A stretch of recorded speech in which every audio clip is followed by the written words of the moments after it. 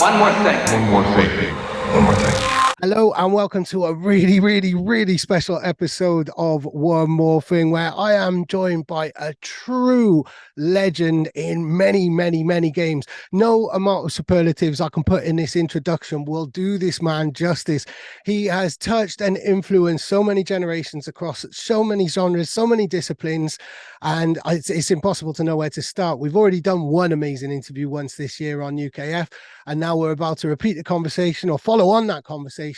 I'm joined by Cleveland Watkiss, MBE. How are you doing, Cleveland? Hey Dave, I'm really good, man. I've had a really fantastic workout this morning, some yoga, sauna, gym, and I'm ready to kickstart the day. Brilliant. Let's kickstart the interview really with some energy, because you've got, now this is going to drop just days after a brand new release on Digital's Function record called Energy, and I think that's a really good place to start because there's a lot of negative energy going around in the world at the moment. Let's start with some positive energy. Give me some positive energy, man. Wow. Okay, so this track, Digital, well, I spoke to Digital, he might even not remember this, but I spoke to him a few years ago at Sun and Bass. Sun and Bass is like a place where you really get social and you hang out with everyone. Everyone is there, and it's a great place. Everyone loves Sun and Bass because it's such a community spirit and it's such a vibe there, you know. Anyway, it fine-tunes, it realigns everybody and reminds us why we do what we do and why we've committed so much energy. I love, and apart from that, I really love Sardinia anyway. And I travel, we travel around the whole island every time I go there. But anyway, so I spoke to Digital walking along somewhere, and I was talking to him. I said, man, I'd love to do something with you one day, man. Digital's got he's the king of the bass, he's got this whole beautiful low end and breaks and, just all that classic stuff that he did with Spirit that became sort of metalhead, blue note anthems, Yeah. And, I wanted to do something in that, just kind of utilizing some of that energy. Anyway, fast forward a few years down the line, he hit me up. I remember I was driving my car and he hit me up and said, look, I've got something. I've just sent it to you. Have a listen, see what you think. Anyway, I stopped the car and had a listen. And I was listening to it. And as my initial hearing it, I started to hear things. And I love when shit happens like that, when it's really immediate and you just get washed and locked inside this thing that you're hearing for the very first time. So anyway, I started to sing along with it and started to hear some melodies and some words. And I thought, oh man, I need to record this. And I got my phone, and there's a voice activator thing on it. And I recorded this thing and I rushed home and I went into the studio and I put this idea down and I sent it back to Steve. I said, look, here's the idea. And he said, oh man, I really love this. Let's work on it. Anyway, I finished it. He took it. They put some strings on there. They put some horns on there. Actually, let's go back a little bit as well, because I was having a deep conversation on the phone with Steve, and we were talking about departing. Spirit came up, and we were talking about him, and we were just talking about this whole idea about our energy is always there. It moves on. This part of our being goes back into the ground, but our true essence and our energy is still in the universe. And so we were having this kind of discussion about metaphysics and just how energy, there's different types of energy, and we're all, well, I know myself and I know Steve and people that associate myself with it, we're always pushing and looking for that positive energy, to be around that, to create that, to be amongst that. Even in amongst the politics, because to me politics is music and it's life, and it's everything that we are in this society. So, talking about different topics and subjects and stuff like that, to me, it's what living is all about. It's Yeah. engaging with society, it's engaging with your concerns and your aspirations and the things that you want to see in the world. So anyway, so we're having this conversation, and I remember that conversation as I had that moment in the car about energy. So I started to think about that, to write regarding just channel that vibe, you know. So that's where the nucleus and the Wow. how the song took shape Brilliant. initially. I love the real time aspect of that as well, actually pulling over and kind of getting those ideas in real time and tapping in to that into that energy, that fresh energy, because that's usually when the best ideas happen, isn't it? And it's 100, being able to 100%. capture them, isn't it? It's about capturing the moment. The moment is everything.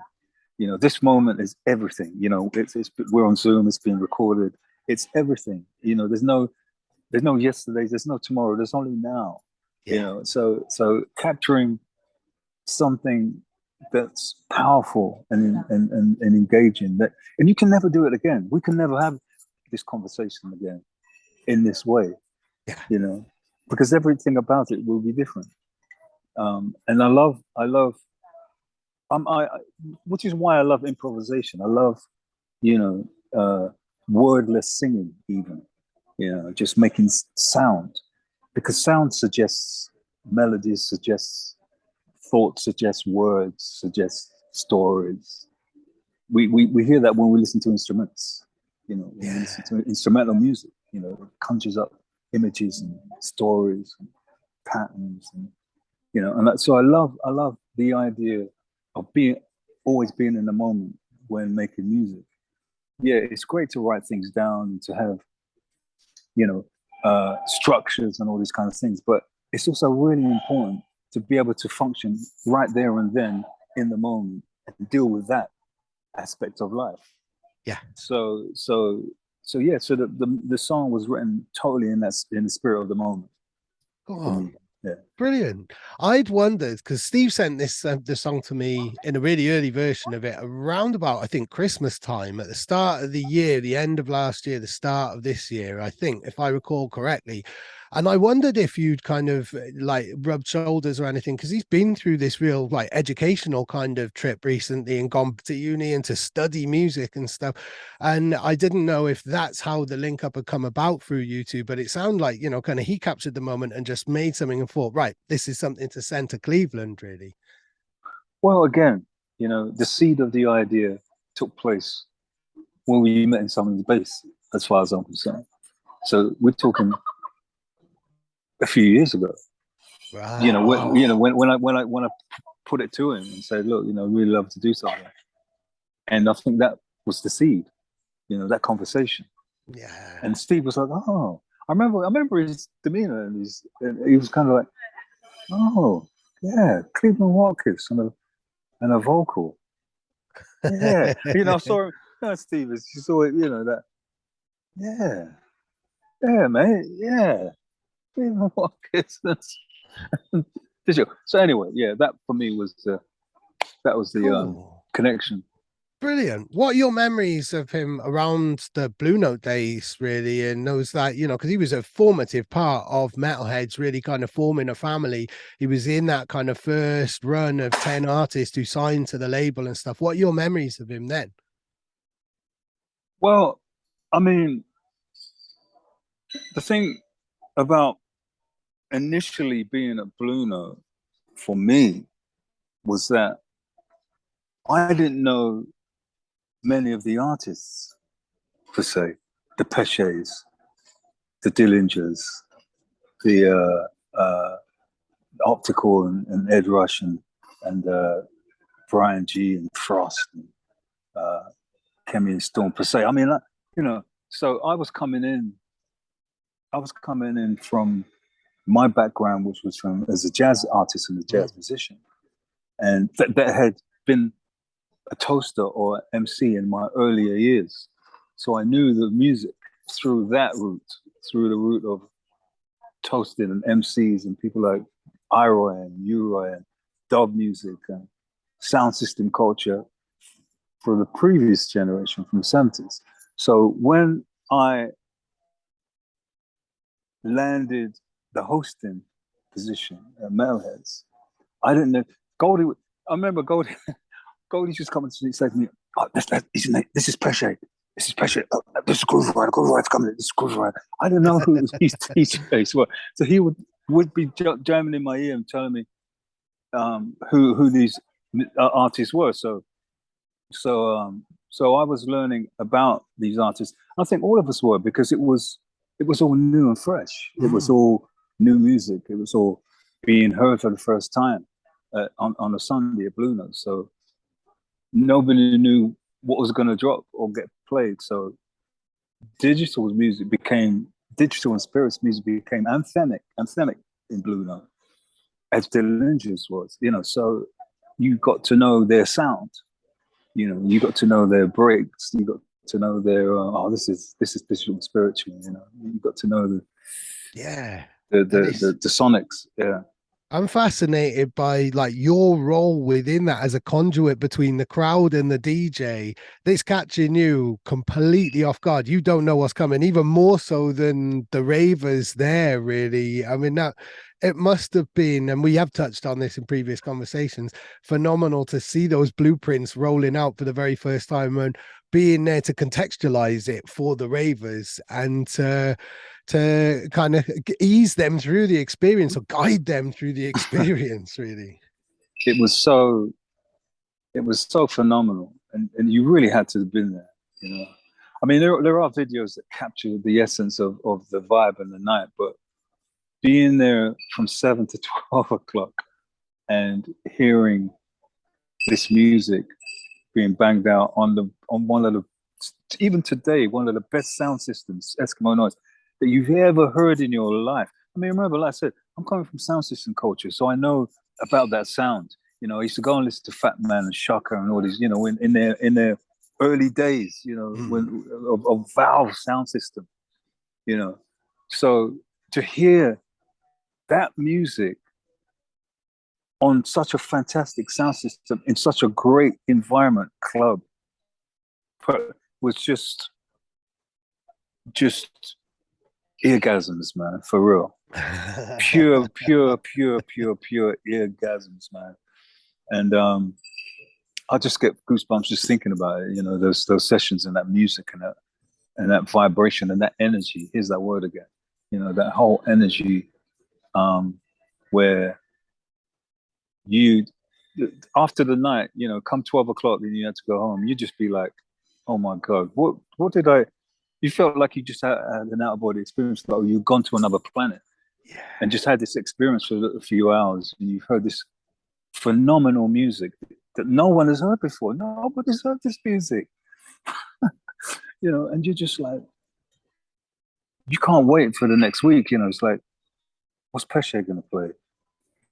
What's Chemistry Storm gonna play? What's Dot Scott gonna play? What's Groove Rider gonna play? Yeah. And it was just so exciting, and just as the gods and the energies would have it, I landed this hosting job. I mean, I've spoken about it before. I was on tour with Goldie at the time with the band. The album Timeless had just come out, and we were touring. I think we were doing some support dates with Bjork, and I remember Goldie mentioned that he was starting this night, and I think we'd just come off the tour that weekend, and I had my microphones in the back of my car. And I remember the first night, I said to Goldie, "Should I get my mic?" And he said, "No." So I figured, it's not about that. It's not about emceeing or hosting or anything like that. But come an hour or so into the session, Goldie whispered in my ear and said, "Go and get your mic."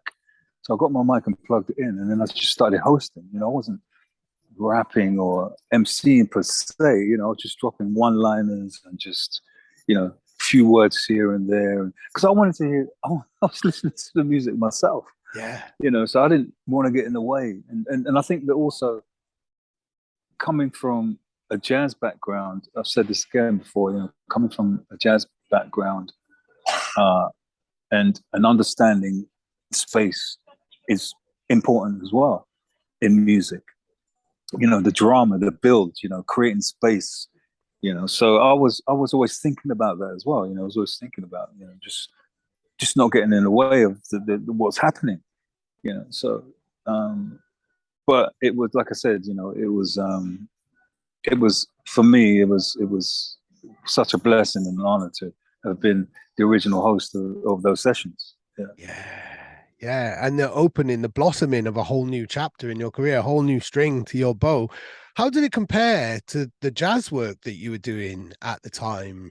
Really, those two musical universes, there must have been many parallels, or were they completely different planets? Well, the thing about music for me is that,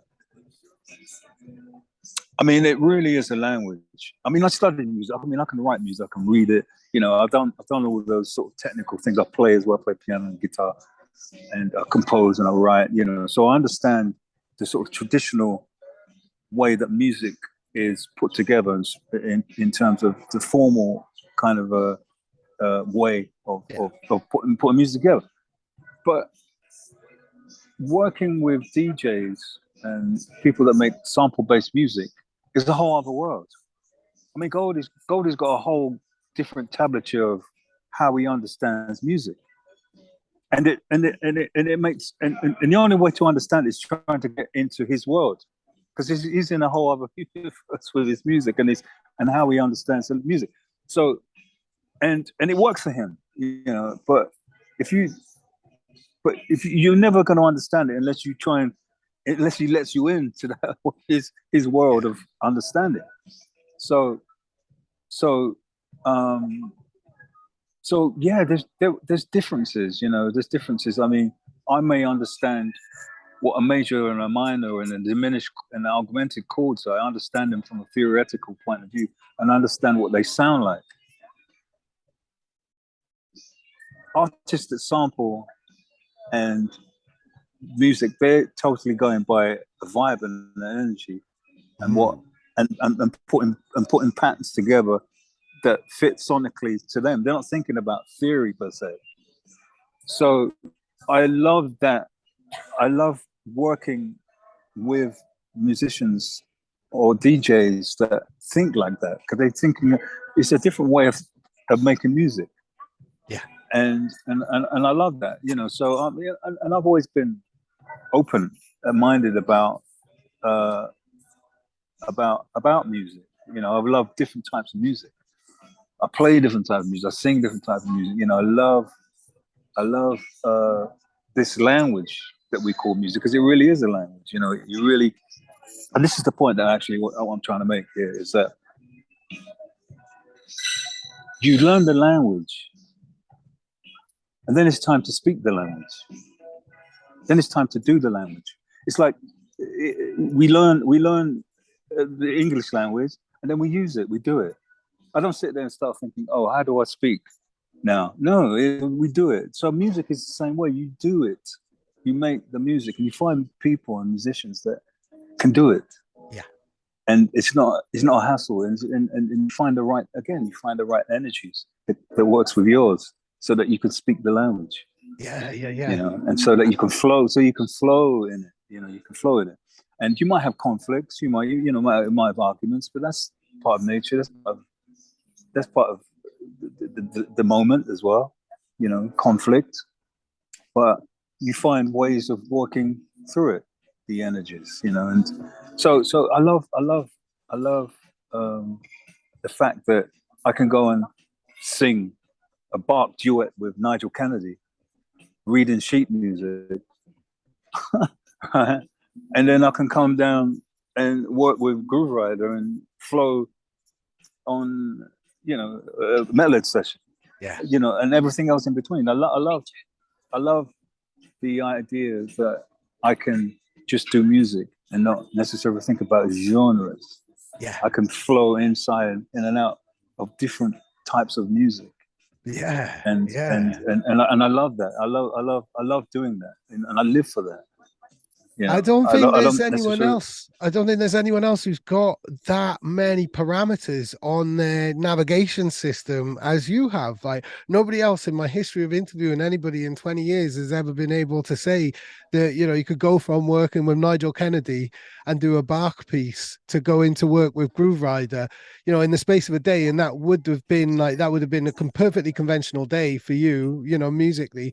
I don't think many other artists. Have you met other people who've got such a vocabulary as you have in that way? Like, Well, I mean, I'm sure they're out there. I mean, I don't necessarily know who they are, but you see, this is the thing. It's we're all individuals put on this earth, you know, and we all have different skills and functions and uniqueness about ourselves. And I think that's what we should be tapping into and not be afraid of it. You know, not be afraid of your talent, your skills, and your passions. Like I said, I mean, for me, I live and breathe this stuff. You know, I love doing the different things that I do. You know, and that causes conflicts as well because you know, record label. You know, if you start talking to record labels, they're like, oh no, you got to do this, and you know, you got to do this thing. You know, you got to, you know, you're a soul singer or you're a reggae singer or you're a jazz singer. You know, why you know? I'm just like, no, I'm all of that. yeah, wow. So you can't put me in a box. You know, they could never put me in a box. You know. Did you have Never. labels trying to put you in a box? Did you have Yeah, people yeah. doing that then? I signed to labels, and they just never understood what I was trying to do. I was just trying to do music. I wasn't trying to fit into any. You know, I mean, I just done my last album is called The Great Jamaican Songbook, where Yeah. I'm honoring and giving reverence and honor to the music that initially inspired me as a kid. But that's what it is, you know. But that's not what I am necessarily. That's part of what I am. That's what made me what I am today. That music and that era. And so I'm not a reggae singer, but I know that world. I know that world very well. I was going to ask how that's gone. I mean, that's been one of the kind of the strongest stories of this year for you, really. One of the many projects that you've been doing. But how did that go? Because you've been touring it and stuff. It went really, really well. I mean, we've done some fantastic gigs, and probably the highlight, one of the highlights was I opened for oh, here we go again. For he sings with Massive Attack. What's his name? Jamaican artist. Horace Andy. Horace Andy. Yeah. Right. So I opened for Horace Andy, and Wow. while I was performing, Horace Andy was standing at the side of the stage and listening to the band and the music, and I was just like, I saw him, and I just thought, this is just so surreal. Man. I mean, this is somebody that, you know, this is somebody that I grew up listening to, man, and loving. And Horace Andy standing beside the stage, listening to me sing reggae. And but so when I went backstage, he said to me, "Oh man," he said that you're really singing, man. He said, really. He just paid me the best compliment, man. And I was just like, I was this little kid again, man. I just could not believe that I'm talking to Horace and he's giving me this compliment. And I'm opening for him, you know. And so yeah, you know, we've done Blenheim Palace, we've done some really nice festivals. We did a really great festival over in Lambeth. 30,000 people were there. I think that's a festival. I'm talking about. Horace was there, and done some gigs abroad. And yeah, it's been a great year with that project. It's been a really good year. You know what's been really fascinating actually this year is, so the beginning of the year, Fabi and Groove Rider done the Outlook Orchestra. Yeah, we were there. We were there. That was legendary. Right. Legendary. I mean, seriously, right? I mean, even I'm going to be honest, right? I had my reservation. I was thinking, I wonder how this is going to work. Wow, yeah. And I went to the first rehearsal. When I heard what was going on, I was like, oh my God. Yeah. Oh my God. People don't know what they're going to be. They're going to get so hit by sound, you know, because what really amazed me was the attention to detail. that the orchestra has for these classic pieces. Oh man, of recreating. I'm rippling in goosebumps remembering this now, especially SS's Lighter was the one for me because it's a classical sample. And I'm sizzling in goosebumps thinking about this and recalling that to mind. Like, what an amazing thing to be part of. Wow. Yeah. So when I was at that rehearsal, I was just like, oh my God. Yeah. Anyone I spoke to, I said, listen, you got to come and see this. And so anyway, so the year started with something making history with this music, with the pioneers, Fabian Grooverider and Orchestra Genergy, GQ. Just absolutely incredible evening. Everyone was buzzing. Here's the other thing. The Royal Festival Hall is, I've played there many times in many different guises. Wow. I love that place. I go and see concerts there all the time. You know, I've seen Keith Jarrett there, one of my favorite artists, right? Jazz musician, the great Keith Jarrett. I've seen him there playing by himself, solo piano, right? Just totally phenomenal. So I've seen Tricky there. I've seen so many people there, man. So to be there, and again, when we got there for the soundtrack, I was thinking,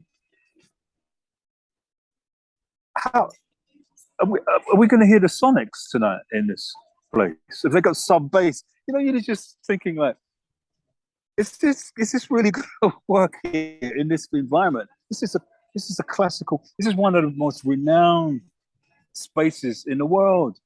Yeah, the Royal Festival Hall for classical music. Yeah, is this going to work in here sonically?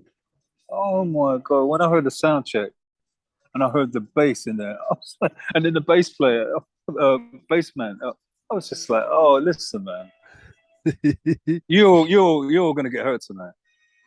You're going to get seriously hurt tonight. And that's what happened. You know, it was a great night, and so I'm leading that on to say, the year started that way for me, you know, and then I went through the year. Then the songbook was launched the Great Jamaican Songbook was launched in March. So I started to work on that and develop that. Goldie's album with Subjective came out. There's a track on there that I did. They started speaking to me about doing some live dates. We worked out a couple of live dates at Ronnie Scott's, 2 or 3 dates at Ronnie Scott's.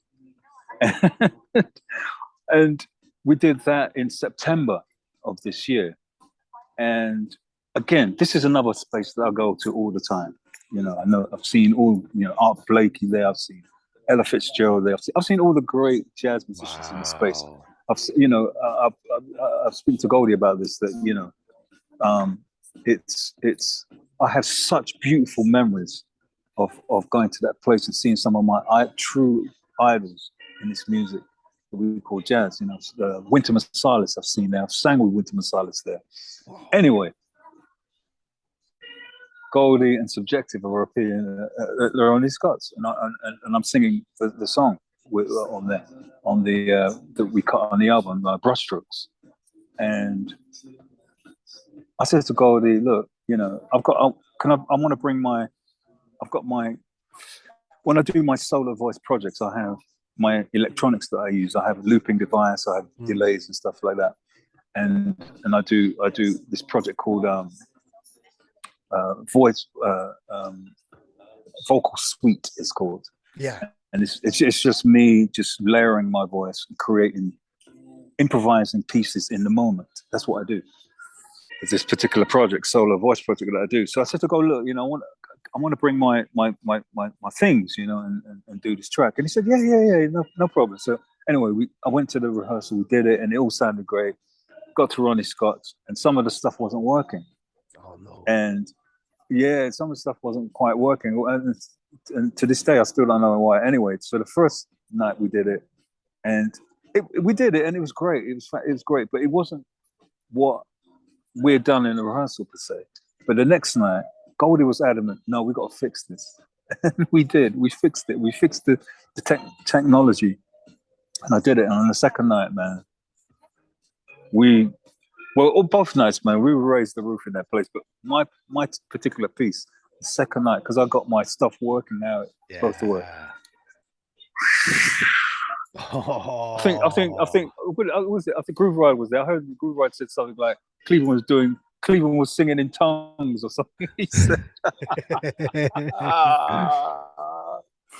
But no, it was phenomenal, man. And I said this, and I meant it. I said to Goldie, I said, listen, let me tell you something, right? I've been coming to this club since 1982. I've been going to Ronnie Scott's. I've never heard anything like this in my life. The sound that they got in there, it's not a big space, but filling that sound with bass music, which you don't really hear at Ronnie Scott's anyway, really, that much.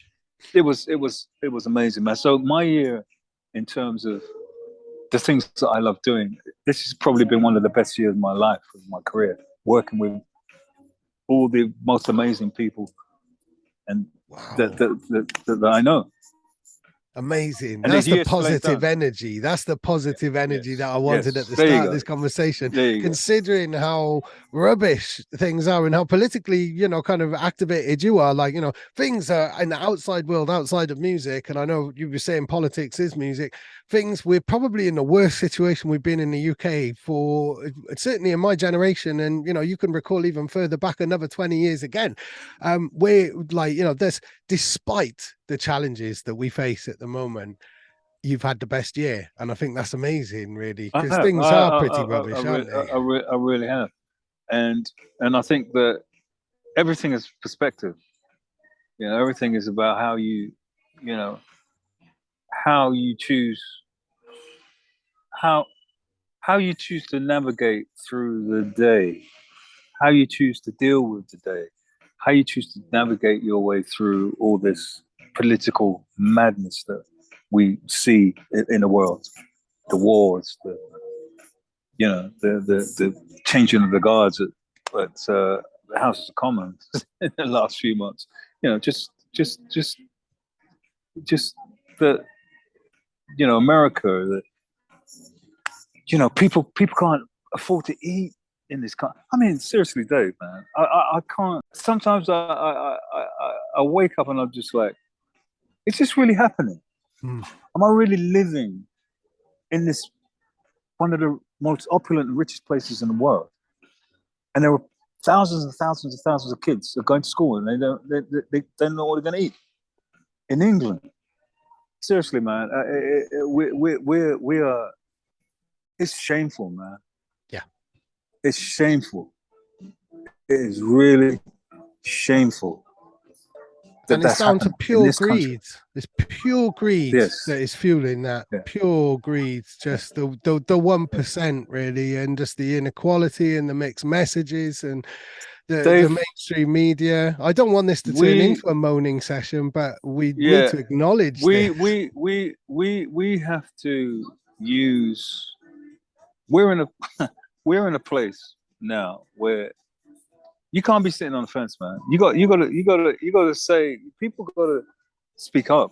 We got to dismantle this bullshit in this society. We have to do it. We can do it. We have the power to do it. We have the energy to do it. Yeah. But we can only do it as collectively, as one accord. So until we all get on the same page, it's never going to happen. Because it ain't about black, white. It's not that. It's nothing to do. It's to do with energies. We're moving into some really uncharted spaces right now in terms of the politics and this winter. Yeah. This whole idea of just the astronomical prices that we're paying for things. The war in Ukraine, the poverty, it's we really have to now stand up and be counted in what we believe, what we're really saying, or what we believe. And we can go and dance it away during the weekends and have fun and go and dance and sing, but Monday's coming. Still going to be there. And we have to deal with and challenge and be a voice for the voiceless. Yeah. You know, and champion like equality and tear down all this bullshit that's going on in society. Be that bold and brave to speak about it and shut the crap down. Definitely. You know, it's I now think or it's never to me, you It's know. breaking down of self. Is the conservative ideology and the capitalist ideology of I'm all right, Jack, just looking after yourself.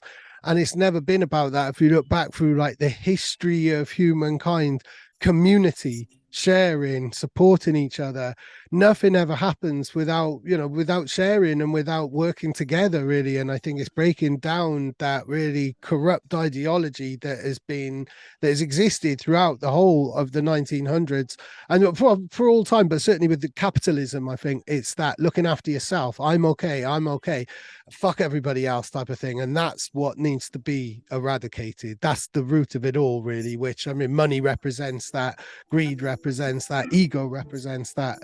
And the thing is that there's more of us than them. We keep talking about 1%. So what about the 19? Who's the 99 then? The 99. Yeah. But what it is that they're clever because they just keep us fighting amongst ourselves. The 1% just keep fighting and tearing each other down. You know, fighting amongst themselves. Oh, you know, it's his fault. You know, this guy that's coming over on a boat. You know, it's this guy's fault. These you know, benefits it's, people. you know, look at this guy. You know, he's scrounging off to sit. You know, these people are coming. They're coming. They're going to take your girls. They're going to take your jobs. They're going to take. and they get us in this frenzy all the time. You know, and we just keep eating and fighting and killing each other when it should be. Yeah. You know, so until we see that light, man, it's going to be the same as it ever was. You know, Richie Sunak. So what? Yeah. Same as it ever was, man. Yeah.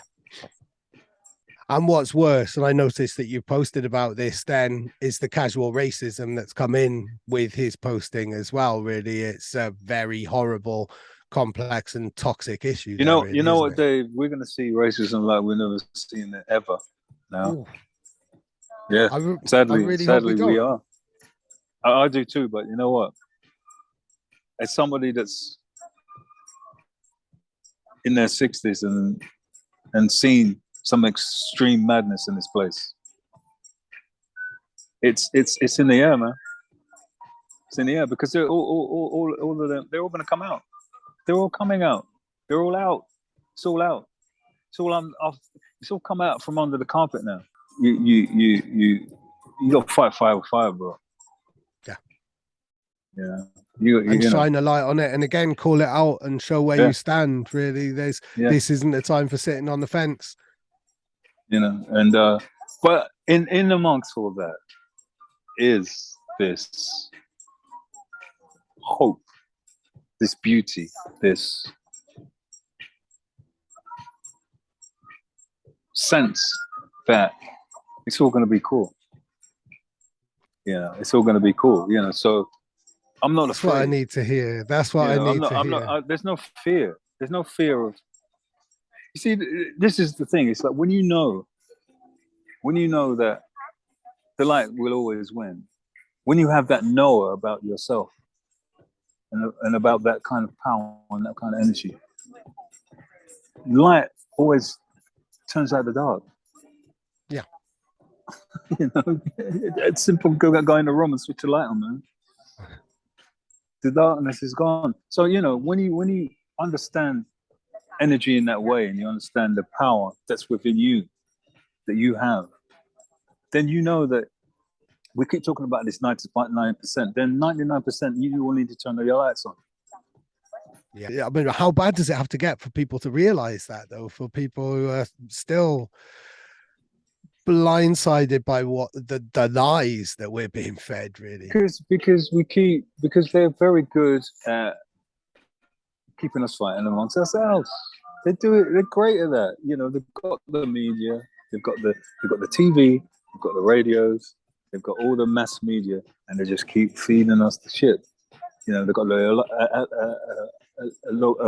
algorithms now in computers, and they keep feeding us stuff that keep getting them fighting each other over there. you know. And we keep buying it, and then the election time comes around, and we do the same yoki thing. Oh yeah, you know, I'm going to vote for this one because you know he's better the devil, you know. And it's just like, what? Better the devil? Fuck the devil, man. We don't want no devils, man. We want some light, man. We want people that bring light now. We don't want no devils. Yeah. But I don't want no bad devil we know. No. We know too many of them. Yeah. It's no, time, we don't need devils, full stop. No.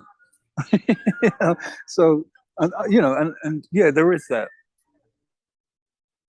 It will get worse before it will get darker before it gets lighter, but it will get light. It will get lighter. It will. It will, because it always does. You know, it always wins in the end. It always wins. It always wins the race. I hope so, man. I hope so. Do you know, I was going to ask you about, because I know you've been very outspoken, taking it back to the music, about like pinky and perky vocals in drum and bass. And it almost seems very insignificant now compared to where we've just been in the conversation. And also, I don't want to create more angst and more arguments and stuff, but bringing it back to the music. It was because, I don't know, I think I was having this flashback recently. I was having this flashback about when I first used to listen to jungle music, and most of the vocals. Okay, no, let's rewind now and get it straight. When I first heard this music, I only heard pinky and perky vocals, and I could not take it seriously. You know, all this kind of pitched up, happy hardcore, tune. Yeah, I pitched up. Yeah, I just could not, as a singer, as a vocalist, I just couldn't get my ears around that sound until I heard, I need your loving, like the sunshine. I heard that vocal in amongst this jungle music. Well, that was the first tune that you heard like, coming from your daughter's bedroom, wasn't it? I remember that. Exactly. You remember that story, right? When I heard that, I was like, oh, here we go. I can get with this now. Yeah. So I think recently I was just having this flashback about, oh man, you know, I just had this block for so long until that moment I heard this song. So again, you know, the fact that, and I think the other record that I heard was Rinse Out the Sound, Hype and Fats. You know the dancer, you know the arena.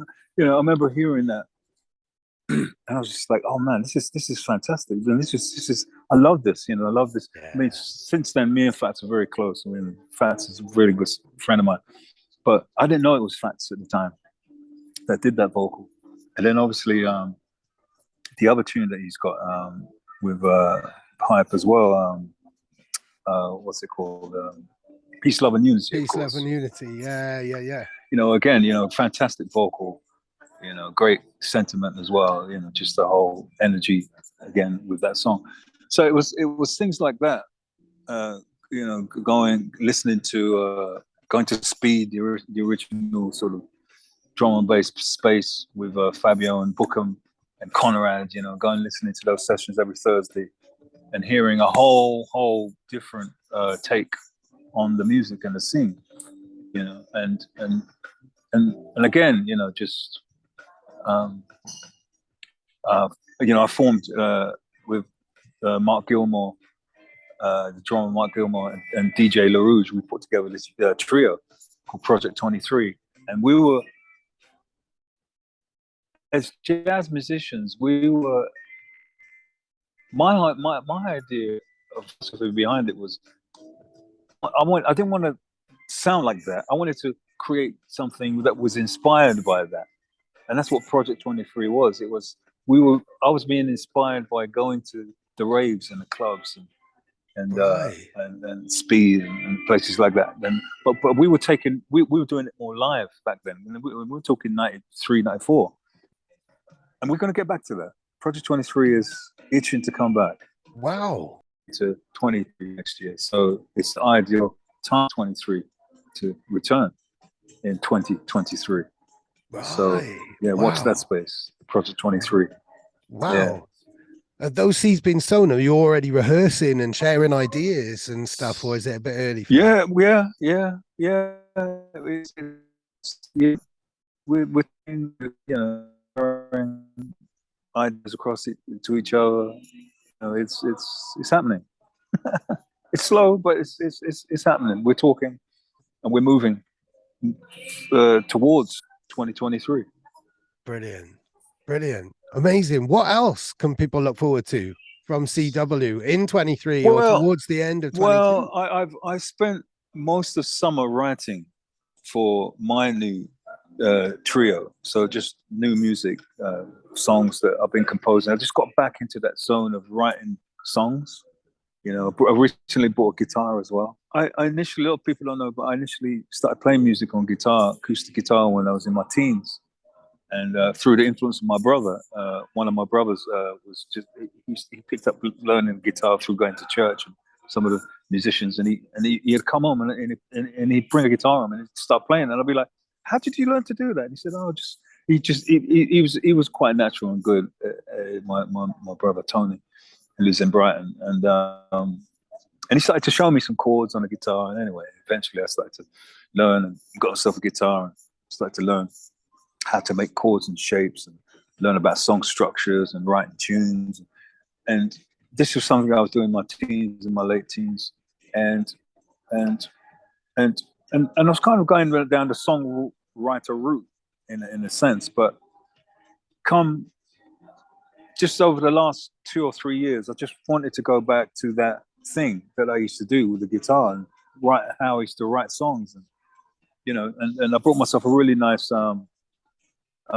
Squire 40th anniversary Stratocaster guitar, and I'm really loving it, man. I'm really loving going into that sonic world of playing rhythm guitar and working out and writing songs again. Brilliant. Is it like relearning it? Because I used to play guitar years ago, but then when I picked it up to try and teach my daughter, my fingers feel like sausages again. It's almost like going back to square one again. Or have you got that muscle memory? I've got the muscle memory.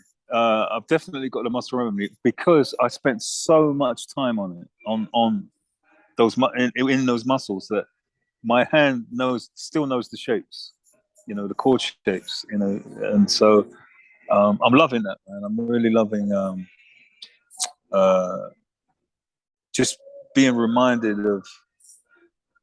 of those times, of that part of my journey that I'd left behind, and I've gone back there and just having fun with it. Wow. So that's almost yeah, like logical progression from the great Jamaican songbook. Then you're still kind of basically working out what you're looking at, the stepping stones that you had of your journey. Really, you're re-exploring that journey and understanding what made you in that type of way. The great Wayne Shorter said this. Great composer Wayne Shorter. He said, "It's important to have one foot in the past, one foot in the present, but always be in the future." Yeah. And I love that. And I always thought about that. I always think about it's always good to go back to the drawing board where it all started. And take stock. Look at it. Try and step out of it and look at it all. Because sometimes you don't, when you're a creative and you're forever working with various projects and ideas, you don't have that time of reflection. No. You just keep going. It's like, yeah, I'm going to the next job, the next gig, and the next. But when you step back, when you're able to, and I think that maybe that comes with age as well. You get to a certain age and place where you're just in competition. You're only in competition with yourself. So you're looking at yourself from outside, and you're looking at the journey, and you're looking at, oh man, I wrote this song with Carol Thompson. My first complete song, I wrote this song for Carol Thompson that's on her biggest selling album. Her debut album sold 1 million copies. And I wrote a song Wow. which was the first song that I composed, complete song, is on our album. Wow. And when I look back, and think of, and Dusty Springfield wanted to record my song before she passed away. Apparently, I heard that story that she actually she loved this particular song so much that I'd written for Carol. Whoa. That she wanted to record it. This is the first song that I ever wrote. Wow. I mean, seriously. I mean, so again, what I'm getting at is stepping out of yourself and looking at the journey, and you go, man, I used to go and listen to Shaka. I used to go and listen to Fat Man, Sound System, Suffer. I used to go and listen to all those great reggae artists that used to come over in the 70s, Johnny Clark, Dennis Brown, Greg Razzles. You know, just all these people that inspired me to do what I do today. And then when I look back at the journey and I retraced some of those steps, it inspires me to keep going. Because I think that's what feeds your energy, is to be inspired. You know, is to remain inspired. That's what I'm saying. Yeah. You know, to remain inspired is such an important essence of life. You know, and enjoying your life as well. You know, to remain in that place of where you're forever being inspired, whether it's something you heard, a piece of music, or a concert you went to, or an event that you went to, or whatever it is, man, or something you read even. I do a lot of reading, you know, and I'm always try to fill my day with things that inspire me, in amongst all the craziness that's going on. Because I will sit with the madness for a while, but then after a while I'll be like, you know what?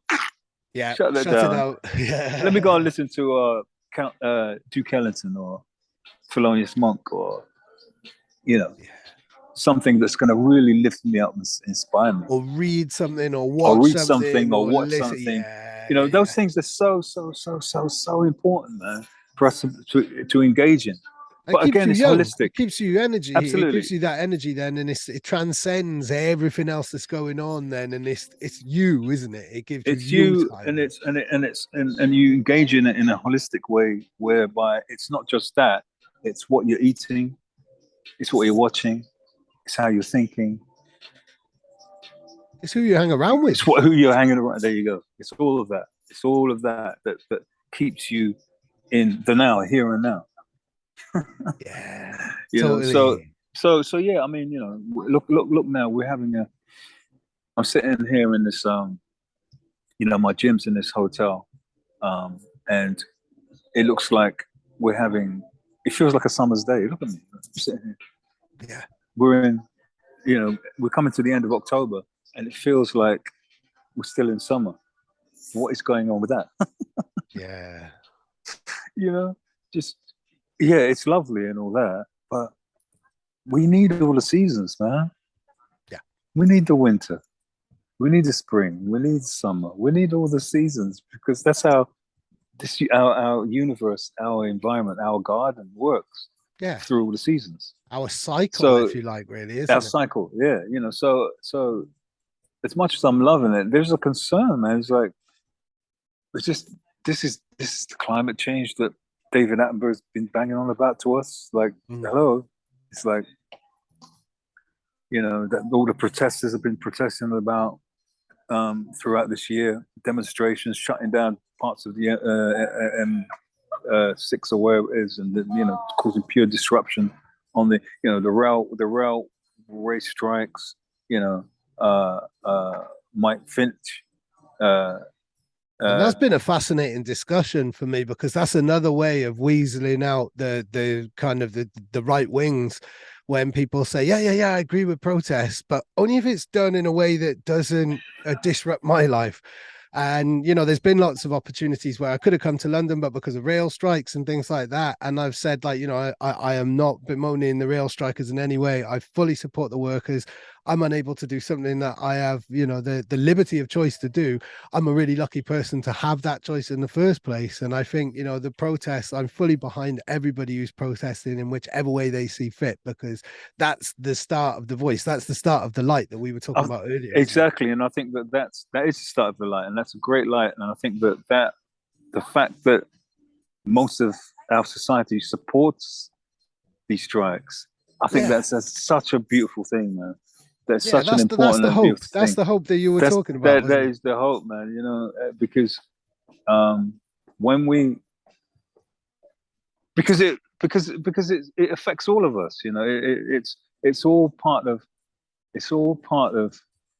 the 99% coming together and stop fighting each other, because that's what they want. Because that one backfired on them. They were expecting, for us to tear down the rail workers and da da da. And, why are you disrupting my life and da da da. And, and all the media outlets, feed into it. And why they get paid this much amount of money, and why are they striking? Da, da, da. And they all backfired, and they got so much support. And I love that, man. I love seeing that, and that's what we need to push more of, is bringing the 99% together, and so that we can just change this madness that's going on in this world and in this country. And I think and that's the hope. Yeah, that is the hope. And slowly, I think that there's, with all human beings, there's always a threshold. There's always going to be a point where you've gone too far, and we're getting there. We're getting to that place where people are going to go, you know what? They've been using the mantra now. Enough is enough. Yeah, that's we've seen that slogan like the whole of this year. Enough is enough, because we're in that place. We're in that place of real change. Because that's what we need. We don't need another Richie Smith. We don't need another one of these jokers, man, to come and tell us the same stuff and do the same. No. We need real change in this society, real change. So, so I'm tired of. So when I put up that post the other day, where I put up this a racist meme, right? Sometimes you got to agitate. Yeah. Sometimes you got to really, really agitate to get people to understand certain things. So I get that, because a lot of people that I love and respect, they use these kind of tactics, these agitating tactics. So I wasn't posting a racist meme to be racist. There was a point to it. You were shining a light on the type of language that's being used and warning us, really. I saw it. Exactly, because it's because like I was saying, we've seen the Yoki Doki before. We watched, if we're talking about the first black president. Well, we saw Obama, and he did nothing. He done nothing. He changed nothing. So this whole romanticizing of Richie Sunak, being the first brown. I'm not interested in none of that nonsense. It's nonsense. I'm not interested in none of that. We've seen all that. No, we want change. We need change now. We need change. We need real, proper change in this society. And whoever's going to bring it, let's support them. Whoever we see that's going to bring that kind of light. And who's going to bring it? We are going to bring it. It ain't going to be anyone particular. It's us that's going to do that. Yeah. We have to do it collectively. And the youth as well, the new generation. I know that you're a grandfather and I'm a father, and we're keeping the tradition of making sure that the kids never trust a Tory, just like I was brought up really by my parents. But it's really important to make sure that our children and our grandchildren understand that as well, really. And my faith, my hope comes from the new generation, whether that's a new generation of artists, whether my children or anything in between, really. Yeah, we passed the baton. Along. That's right. Yeah. And we are the light and the hope for them. That they become the change that this world and society needs, and it can only come through them. But we have to. Well, it's that lyric, and it teach them well and let them lead the way. Yeah. You know, Yeah, it's that whole, you know, we have to we have to be that energy that they're inspired by, you know, definitely. and understand that they can be whatever they want to be, you know, and not have, irrespective of where you're coming from, you know, Yeah. because energy doesn't work. What energy, and energy is no respecter of persons. It's not. Or class or Or color or no, ideology or it's anything not. like that. It's Yeah. not. You know, the light is the light, man. Don't Yeah. care what we don't care what how much money you got or wait. No, it's what it is. It's fixed. It's the light. The light is the light. You know, Brilliant. and that's how I think that's the beauty of music, isn't it? It's kind of you hear you hear a piece of music and it brings you into that space. It brings you into that lit up space within your heart, within your being, you know, and it gives you the. It's not the answer because again, you know, music is not the answer. It's not. It's not. It will inspire you and encourage you and give you that will to go on. Yeah. It helps you find other answers. It helps you find other answers, you know, and that's and that's the beauty of it is that you can always go back to your favorite song or your favorite piece of music, and the hairs will stand up on your arm again, as they always will, and that's the beauty of the art of music. And you know what, Dave, I've been thinking about this even more so recently that I actually think that it's the closest that we're ever going to come to the supreme being. It's through music. Just that It's the energy. closest.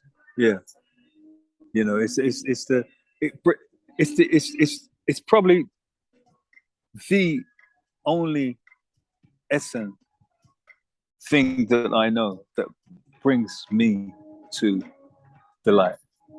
It's through music. It's through listening to great music. It's an art. You know, just it brings us closer to that. Yeah. Yeah. And it carries that message, whether that's with yourself on a personal voyage, I guess I can't think of the right word there, or bringing people together, or the transmission of something, really, isn't it? And that goes through time. Then once it's recorded, once it's shared, once it's like a story has been told and passed on, whether it's folklore, whether, like you say, like a painting, it's there in time. And then that message, it can't be, I mean, it can be erased if it's completely, kind of destroyed in that way, but once it's documented, then that energy is there, isn't it? It is, you know, and it empowers us, you know, because you know we talk about, you know, I hear a lot of people talking about, oh, the rave scene back in the day, everyone was one, and you know, everyone was high, and yeah, everyone was in these parks, and everyone was hugging each other, and but the thing is but the problem with that is that you had to go home and you had to live through Monday, and you had to deal with the fucked up society that you're living in. So until that changes, that whole hugging and stuff is not. It's superficial. It's a sticky It's plaster. it's it's a sticky plaster, you know. But we're tired of the sticky plaster. That's the thing. That we, as a species, as you know, as human beings, how long are we going to keep on that treadmill of doing the same thing, expecting to change? No, we need the change now. We need we need that. We need that uh, uh, coming into uh, that lit place where it's like this is a more permanent situation for us as a species and as a society. There's no hunger. Everyone's got food, home, shelter, jobs, you know, whatever they need to live on this so-called planet Earth. You know, the necessities the right, you know, you know, we come here as human beings, man. You should have clothes. You should have somewhere to live. You should have some money. You know, hello. And there's enough of it. This is the thing. Yeah, this is it. All of the billions that are stashed and hoarded, and you can't spend them when you're dead. So yeah, this is our job, you know, and we do it through music, but we also have to do it through using our voice and our platforms. It's not to me. It's not, you know. Yeah, look, come and buy my tune. No, I'm not interested in your tune. What are you saying as a human being about what's going on in society? I'm interested in that. That's what's going to draw me to your music. Definitely, it's what driven me to your music as well. And I mean, judging by the speed of the prime ministers that are coming in and out of the country, I mean, are you going to step up? There's probably a vacancy coming up in about 40 days or something like that. I'd like to see you run this country, man. You know, I mean, again, Cleveland Watkiss MBE. Yeah. You know what? Yeah, but why? You know, you're part of them. I'm part of society. I'm part of society. I'm part of the human race. I'm part of. For me, taking this MBE has made me even get louder about my convictions and thoughts about society we live in. It's not muted me in any way. It's given me an opportunity to go into spaces that I will never get to go into to have conversations with people that I'll never be able to have conversations with. It's like I'm now involved in the Ivors on some of their panels and boards. Brilliant. Talking to them about, well, why is there no drum and bass represented and jungle music represented in this space? See what I mean? This is what the MBE has allowed me to, the type of voices it's given me to have conversations. So I get it that people, I get the whole idea of the empire and its associations, and that needs to be torn down as well. But we're in the process of doing that too. You know, that needs to be torn around. We're not no empire. You know, this is not. 100%. If you can tear that down from the inside, if you can talk to people and have an influence and to utilize that MBE for a greater power and a positive influence, then I think that's a good thing. You know, I'm an anti-royalist massively, but I think if that system is in place, so you've been acknowledged there, and you are able to open those doors. It's an incredible experience, you know, opportunity for you to be able to. Yeah, you know, it's either, again, it's like how if I'm going to live in this society and in this world, and you know, you got your kids, you got your grandkids, you know, your family and whatnot. There's two things. It's either I find some space somewhere in some island and go and live by myself in my own little zone, you know, drinking coconut water or eating mango or whatever all day long. But if I'm in society, how do I want to play the hand that I have? I ask myself that, you know, how do I want to, at this stage in my life, how do I want to play the hand that I have? Well, I can be Cleveland Watkiss, the guy that you see on Facebook making noise and ranting and about this and talking about that and going on. Or I can be Cleveland Watkiss, the MBE, that takes that gong and goes and have some conversations with some other people that can affect change, that can be another voice in the room, can be another shade in the room, in that space.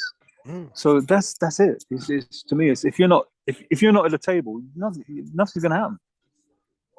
If you're not invited to the party, then how are you gonna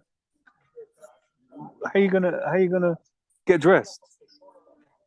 You know, how are you gonna affect any change if you're not in that space, in the conversation, in the discussion?